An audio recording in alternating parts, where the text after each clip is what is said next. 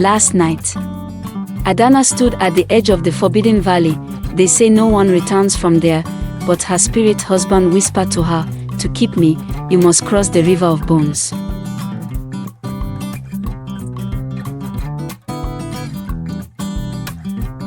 Back in the kingdom, her father sat on his throne. Broken, a daughter gone. A crown cursed, the people lit fires at night, praying she would never return. Why? Because the land had changed, cattle dying, children falling sick. They whispered, "Adanna has brought death upon us."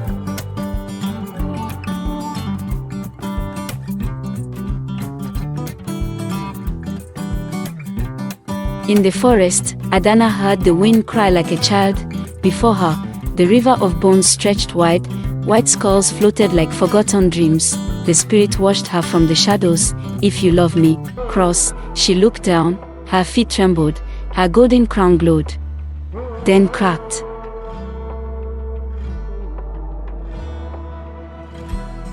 She dipped her fingers in the water, and it burned, not fire, but memory. She saw the faces of her mother, her brother, her past, and then she saw herself, wearing the crown as a child, crying alone under the palace mango tree. Tears fell, and the bones moved. The spirit stepped forward, no longer a prince, but a shadow with hollow eyes. "You are no longer a princess," he said. "You are mine." Adanna screamed, but no one heard, only the trees, only the wind. That night, the forest howled, and Adanna's laughter echoed through the trees. But it wasn't her voice anymore. The river of bones was crossed, but her soul lost. Adanna had crossed the line between the living and something else. Each step she took in the spirit forest, the leaves whispered her name, but the whispers were not kind. A river blocked her path, not a river of water, but a river of bones, skulls, ribs, cracked jaws, stacked like bridges, leading to nowhere. And on the other side, her spirit husband, waiting, silent, still, unblinking. Adanna was no longer a princess. She was queen of the spirit realm, crowned in silence, draped in sorrow. She smiled, but it wasn't joy. She breathed, but it wasn't life. The spirit called her his bride, but she remembered her name. Back in the kingdom, the rivers dried, the moon stayed full for 7 nights, and every newborn baby cried without stopping. A seer from the hills arrived and said, "Her soul is not fully gone. If the blood of royalty touches fire at the sacred tree, the curse may break."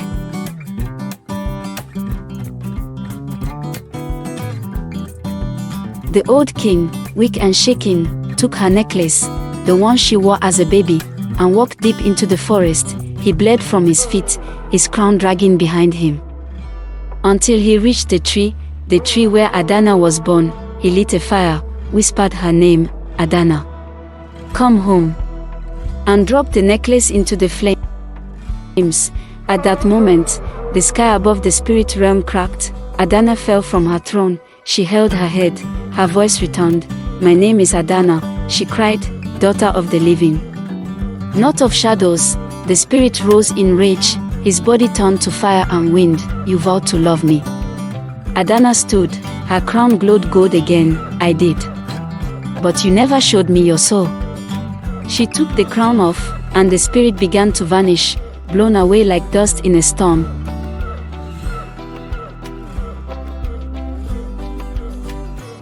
In the kingdom, the baby stopped crying, the river returned.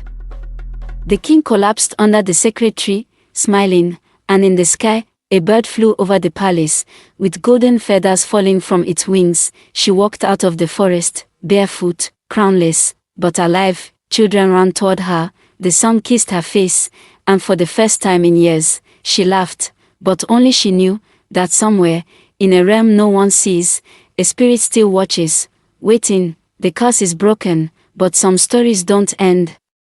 They rest until they are called again. This was the final chapter of The Princess Who Married the Spirit. If you felt the story, Subscribe to African Chronicles Stories, more folktale.